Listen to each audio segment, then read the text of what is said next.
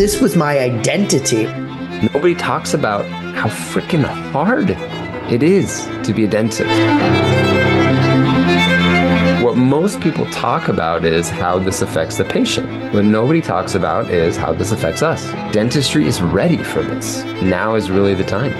Welcome to Wellness and Dentistry, and today is all about ghouls and goblins. Well, not really. What we're really going to talk about is how scary is it to go it alone in dentistry.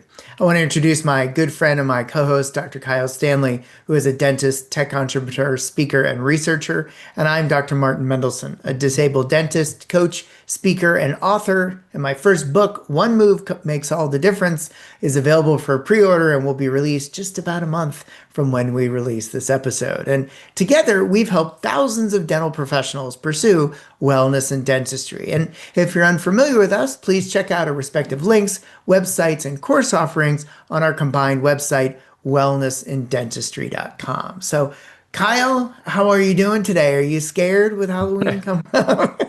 I'm excited for Halloween. Yeah. Halloween, having a 3-year-old and an 8-year-old is definitely a fun time. They've been Yeah. talking about their Halloween costumes. I mean, I honestly feel like a week after Halloween, the past year, they've already talked about, oh, I'm going to be this for Halloween. I'm going to be this for Halloween. It is always a fun time. It's always a Yeah. fun time in dentistry too. When you were practicing, did your practice dress up? I remember that. I believe we did. Yeah. But it was, it's always a challenge because you got PPE that you got to deal with. But Yeah. yes, yes, yes, yes. Yeah, we Yeah. did. I love dressing up when I'm doing dentistry, and we had this great costume that I got for me and my assistant this one year that just looked Mhm. like a bloody butcher apron, Yeah. basically. And so I had this thing that looked like a potato sack with holes cut in it, like Mhm. very spooky. And that, and I would walk into, Oh, fun. the consults or the treatment with that, and they Yeah. would kind of laugh, and we'd have a good time. And then, we take that off and put on our jackets or whatever we needed Right, to. right. But it was always a good time. I love Halloween, so any reason to dress up and Mhm. put on a mask or something is fun for me. It's super fun. What do you Super. usually do for Halloween?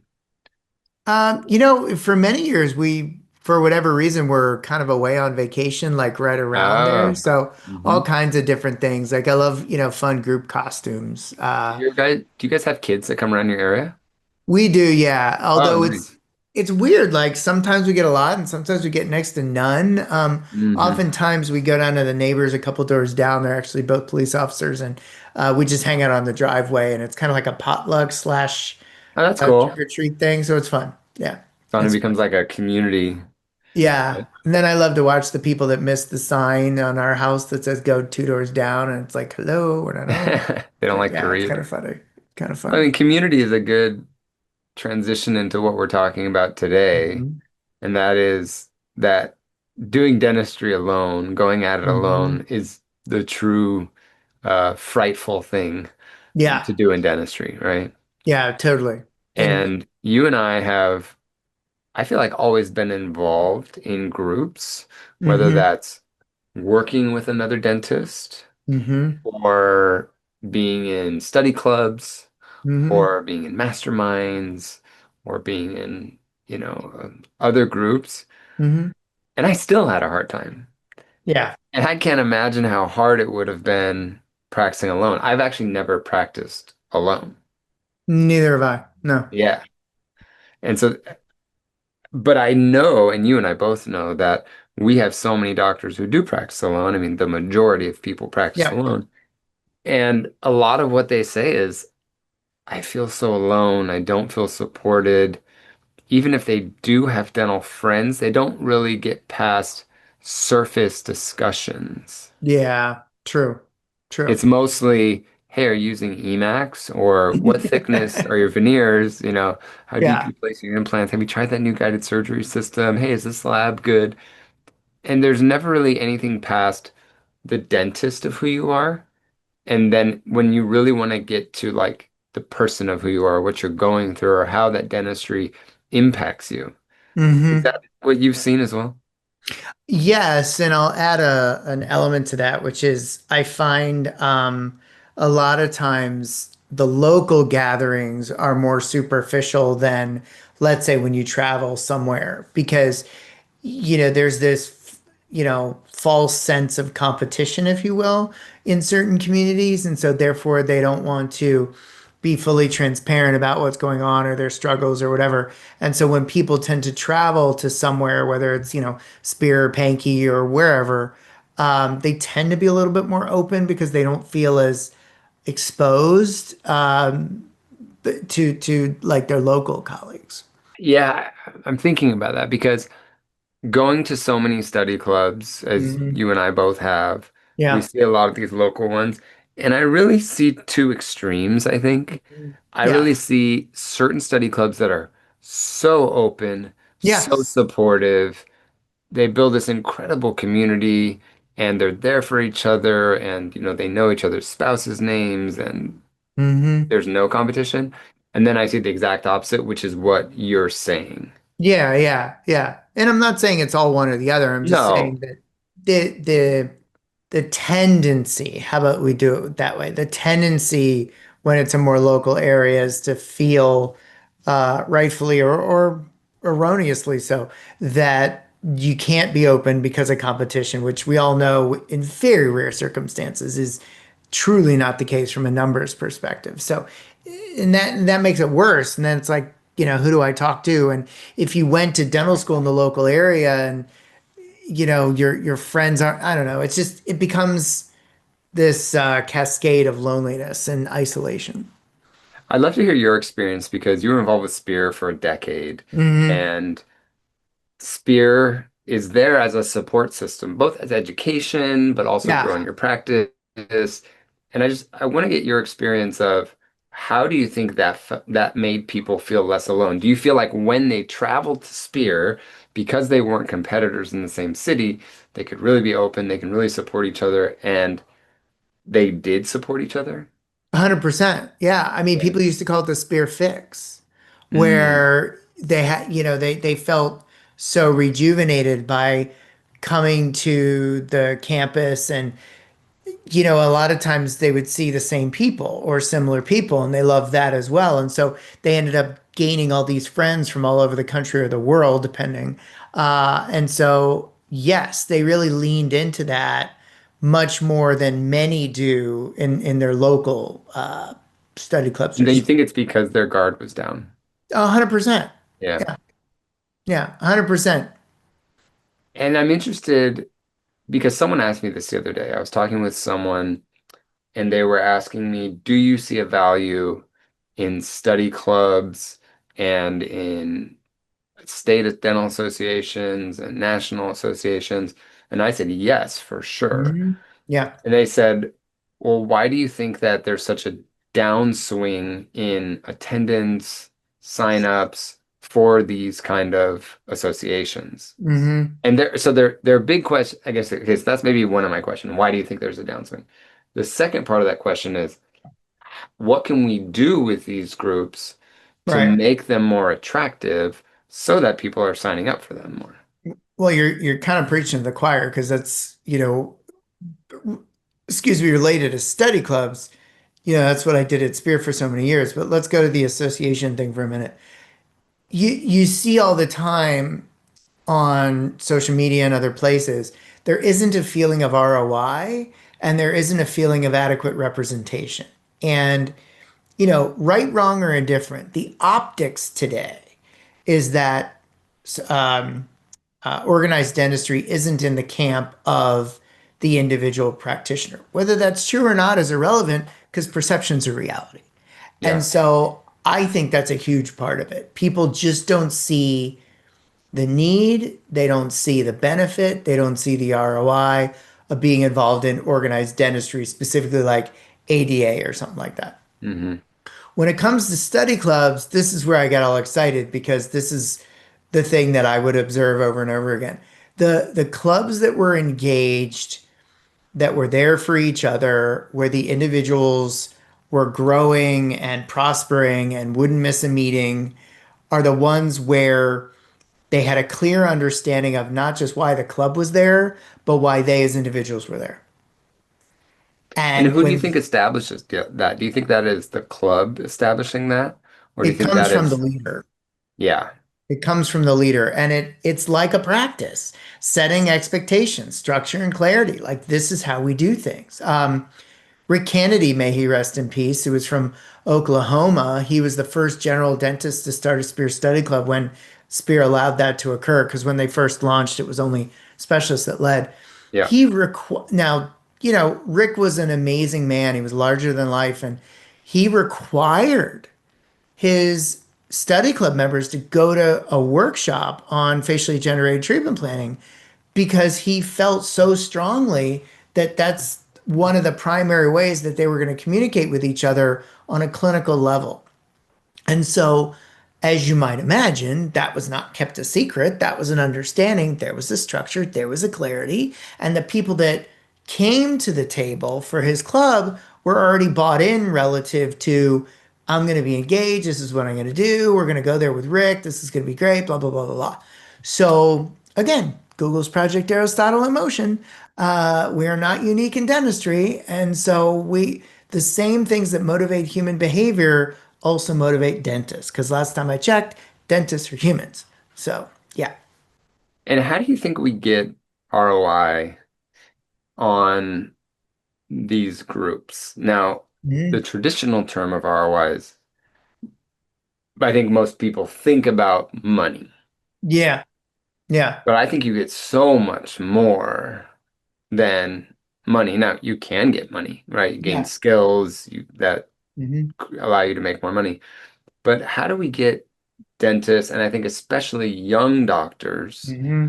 to say, I'm going to spend money, I'm going to Hmm. take time out of my busy Hmm. schedule. I'm already struggling with dental school payments, and I bought a practice and I've got that payment, Yeah. and I may have little kids, or my spouse is busy, and now I'm going to take out this Thursday a month to go meet with these people, and I'm paying 2,000 a quarter or a year or Hmm. whatever it is.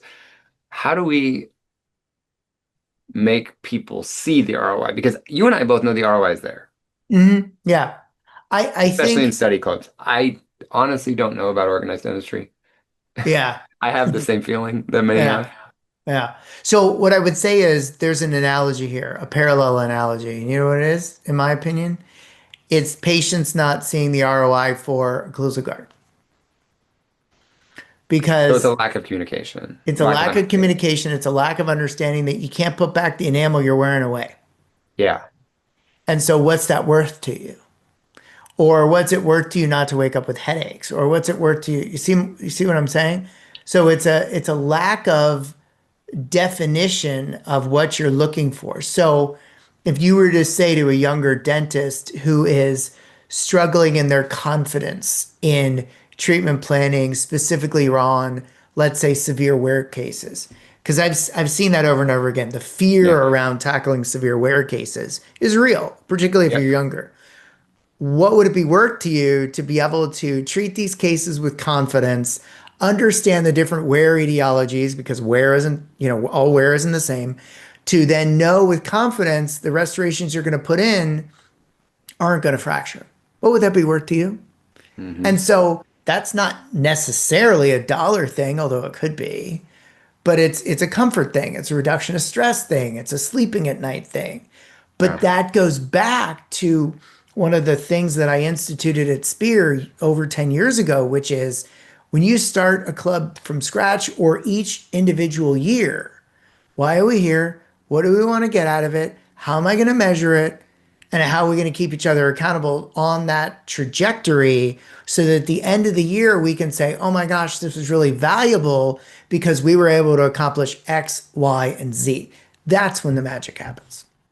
You set the expectation and then you're revisiting it. I mean, Hmm. it's like, God, the world is all the same thing. It's like the It's more true. the Yeah. more we talk about this, like Yeah. what you just laid out with setting the expectation, making periodic check-ins, and then Hmm. finishing with where have we been and where are we Hmm. going. Hmm. That could be with patients, that Yeah. could be with team members, that could be with Yeah. kids, that could be with business partners. Yeah. I mean, I say this often from the podium, and I really mean it. When I finally woke up one day and thought the obvious, oh my gosh, dentists are people and people are dentists, and dentists are no different than anybody else. So what you need to do, speaking of myself, is to understand those humanistic elements and help other dentists understand those elements as well, because that's where the magic happens. Like, Atomic Habits wasn't written for everybody but dentists. Like, come on. It's Right. written for everybody. So So, then how do you think, I know we've kind of been going on this tangent of groups and yeah. organized dentistry and stuff, but how do you think these groups can get that message across in a quick conversation in a marketing? Because I'm thinking, people find out about these, let's say, study clubs through a specialist or Hmm. Hmm. through their friend who's across Hmm. the town, right? Yeah. Because most people, I think, would say, hey, there's a study club, Dr. Smith is putting it on, and they're charging 2000 a year, and you get all of your Hmm. CEs, Hmm. and dinner's covered, and it's, every second Thursday or something. I Now think, that when they, I feel like that's usually how it's pitched. That is hard to see. I mean, it's not really hard to see the ROI on because so many of these are so cheap compared to how yeah. many CEs you're getting. If Yeah. you Yeah. just are a CE monster and all you Hmm. care about is getting CEs for inexpensive prices and getting free dinners, it's still usually worth it. Totally. Totally. Totally. I think that there's a couple different ways to go, and regardless of the model, whether it's Spear, Seattle, et cetera, make it very clear. It's like, look, we're here for each other and we're here for each other's growth. And one of my favorite phrases, education without action is entertainment. And so, we want to make this more than just, a X number a year experience. We want to help you achieve whatever it is you're looking for because we don't want you to be wasting your time. And so, let's say, for example, you have a series of speakers coming. That's great. What's the thread? What's the arc? What's the intention on the part of the leader relative to why he or she picked these people? Because there's got to be a reason. And Hmm. so, what's the reason? What's the, almost pitch it or talk to and about it. Let me phrase it that way. Talk to and about it like it's a singular course, like it's a curriculum, right? Yeah. Where it's like, okay, so this year we're going to be focusing mostly on this, where our objective is to get better at this outcome. And we're also going to pepper in some mindset stuff or accounting stuff or disability insurance or whatever it is Yeah. to address the other areas of dental practice. And about three-quarters of the way through the year, we're going to start planning next year relative to what are our educational learning goals next year, buoying off of what we learned this year. It's not, hey, it's not, build it and they will come kind of thing. It's more like we're building this for this purpose. How does that suit your needs? Because it's not going to be for everybody, right? Yeah. And I'll tell you something else. Like when I was developing a lot of this stuff way back, I remember having a meeting with Dr. Spear, and he looked at me and he goes, "I love this stuff you're doing." He goes, "But you're gonna have to remember, there's always people that are gonna show up that just want to sit in the corner, Yeah. and that's got to be okay."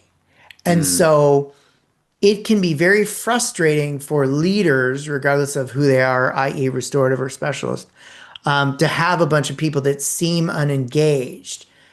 Yet at the same time, if we can simply do the best we can with the skills we have at the time and let the chips fall where they may, and as we coaches would say, not get attached to the result, i.e., a specific individual tuning in and turning on, but the rest of the people are, then it takes a lot of stress off of us as well.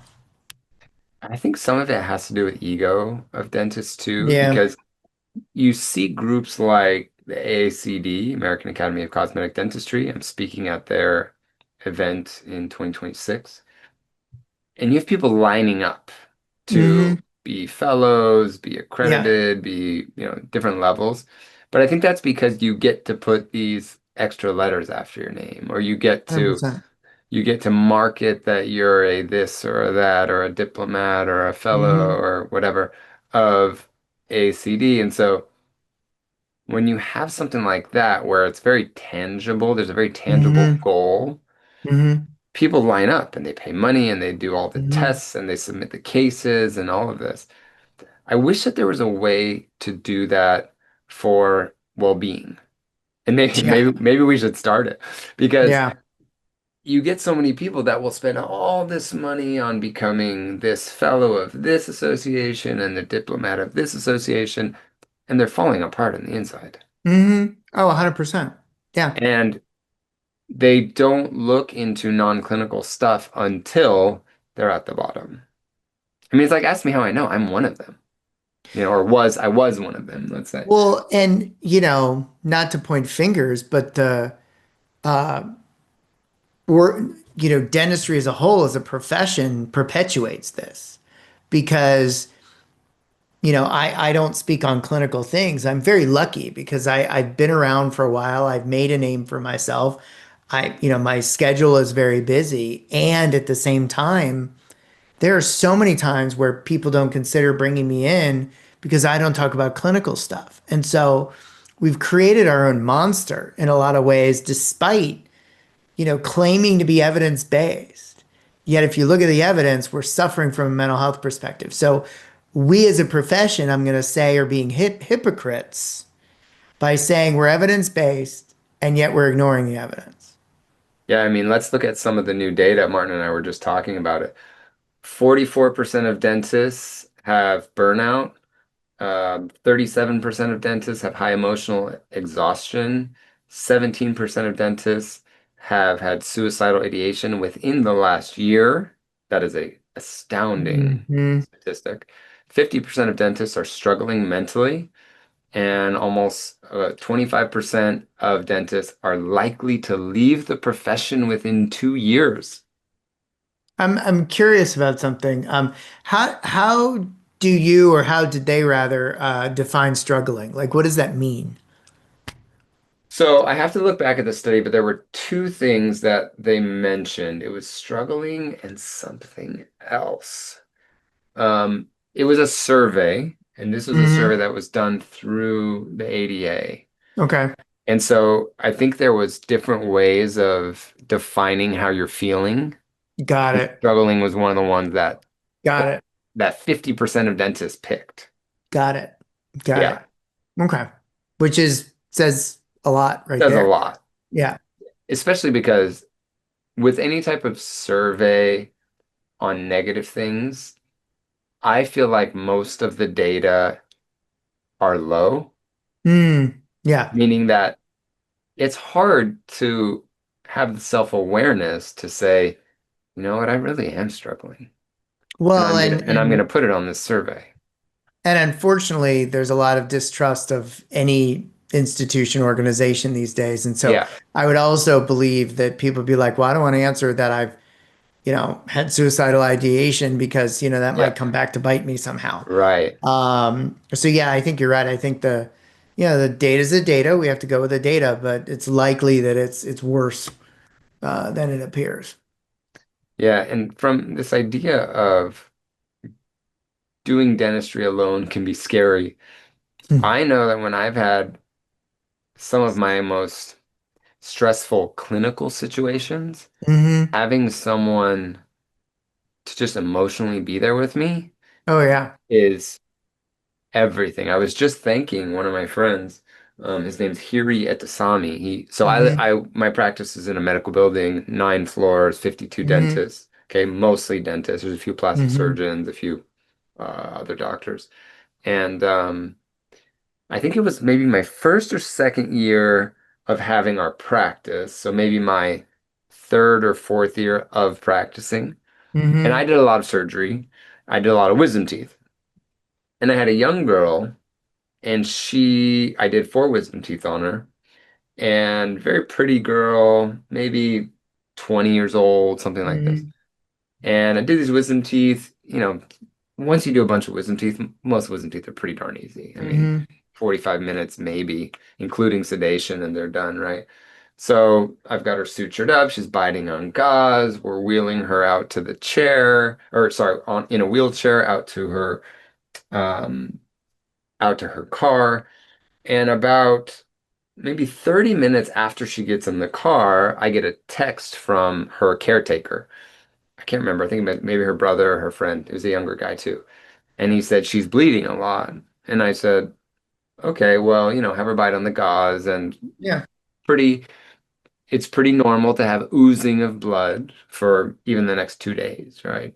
I said, if it's gushing, then I want to see her. And he said, it's gushing. Oof. And I said, bring her back. Yeah. And she comes up. And first of all, what was kind of surprising was she didn't have a shirt on. She just had a bra on because I think Okay. it was so covered in blood Oh, okay. that they Okay. took it off of her. Okay. So she comes in, she has a bra on, and which is kind of like, okay. And there's blood everywhere, Yeah. right? Yeah. It's not funny. It's jarring. Yeah. Talk And about she scary. Haha. Right, yeah, talk about Yes. scary. And she opens her mouth and she has one of those liver clots. Yeah. Remember Yeah. those? Yeah. And Yeah. so I'm worried because it's like she almost can't breathe. There's so much blood. Wow. So I kind of like take the liver clot like it's a baseball out of her mouth, which of course starts more bleeding, right? And so we're doing gauze, we're doing gauze, we're doing gauze, and it is not stopping. I mean, Mm. I'm holding gauze, we're suctioning, right? And finally, I tell one of my assistants, go get Dr. Edasami. He's an endodontist, by the way. I didn't mention this. Mm. And he's maybe 4 doors down, like 50 feet.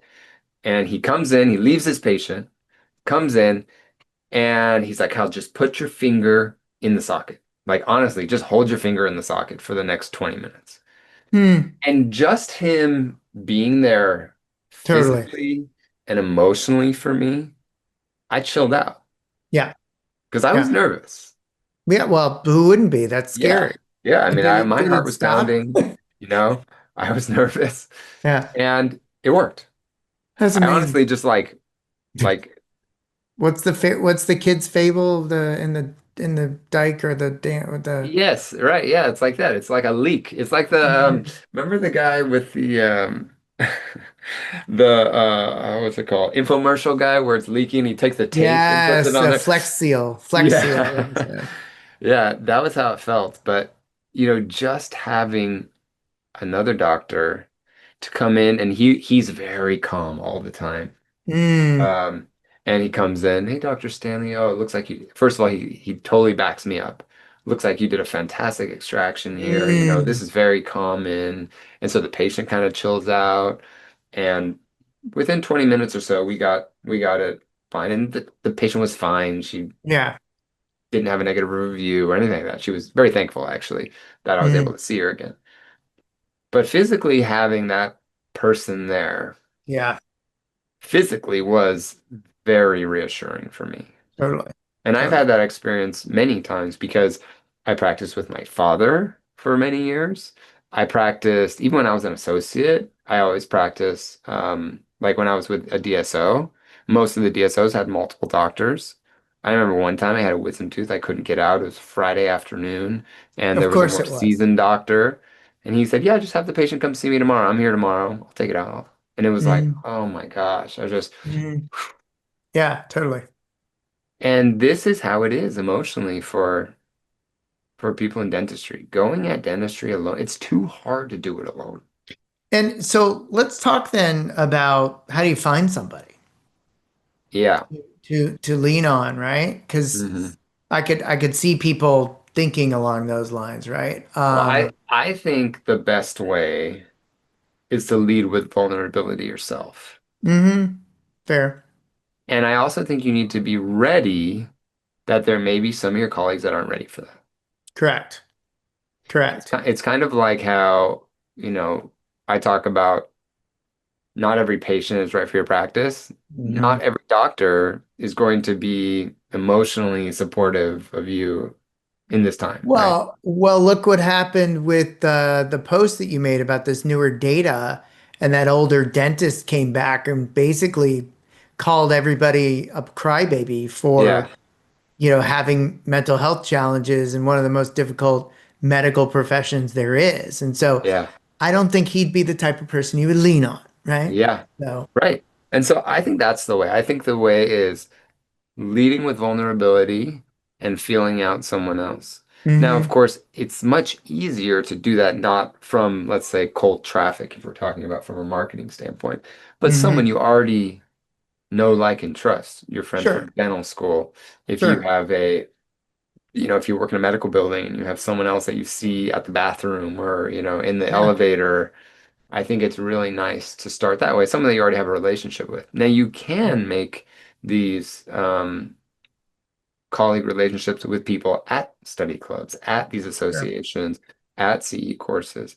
We have people that come to our Light Side Live course that Martin and I do that still keep in touch years afterwards. hmm Oh And I think yeah, it's because they were both so vulnerable in the course. 100%. And speaking of which, let's tip our hats to our female colleagues that have a whole host of challenges that our male colleagues don't, because of their own responsibilities and societal pressures, et cetera. We actually had a Lightside Live course that was exclusively women, that was at the behest of one of the women that was helping us organize it. And it ended up being a really profound experience for all the women that were there because they have experiences that the male colleagues can't necessarily relate to.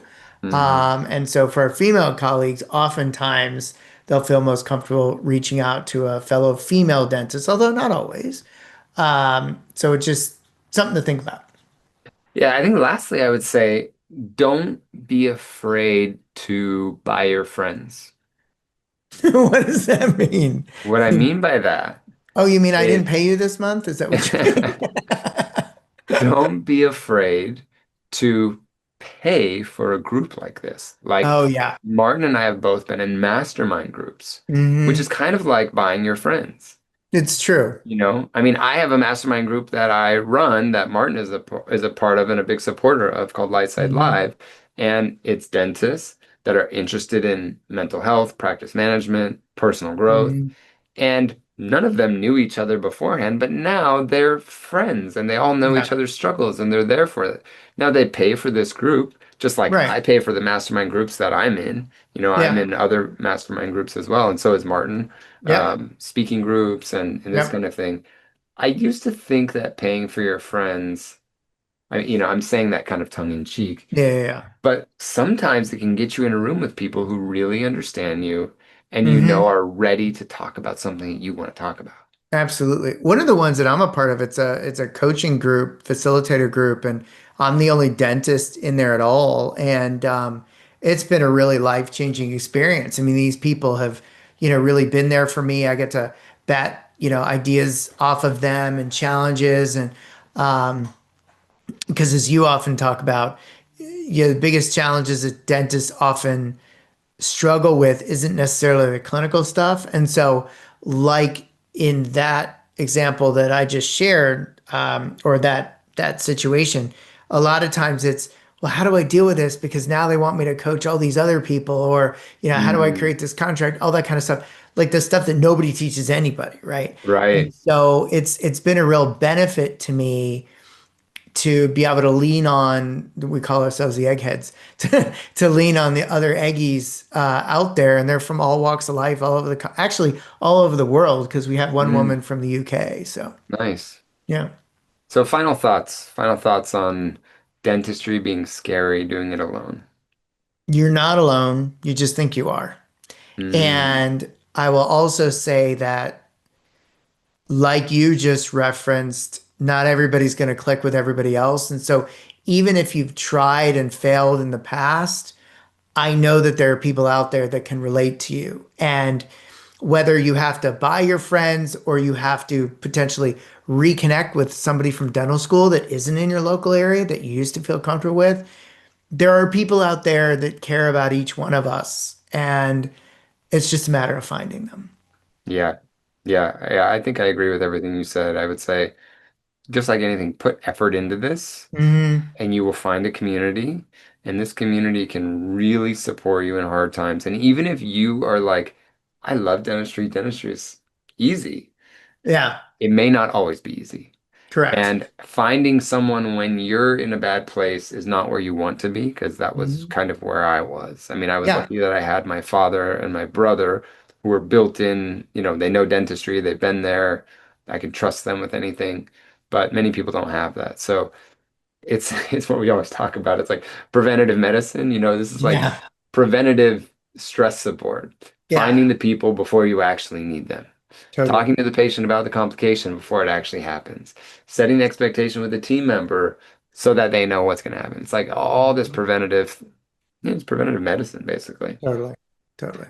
Well, guys, if this, I loved this episode, by the way. Yeah, I this is I fun. learned a lot. I think it's a very important topic. And if you know colleagues that you think need to hear this, hey, this could even be a way of starting the conversation. If you Mhm. want to get deeper and have more support from maybe some of your dental colleagues, send them this and say, hey, what do you think about this? This is kind of cool. Maybe we should talk about this kind of stuff. Yeah. So use Martin and I as a scapegoat.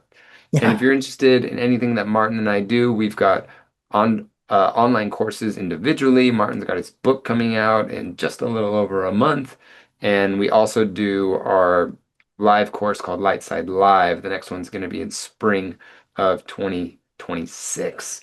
All of that is on wellnessanddentistry.com. Just go to the links and you'll see everything there. And we thank you very much for listening to Wellness and Dentistry. Take care.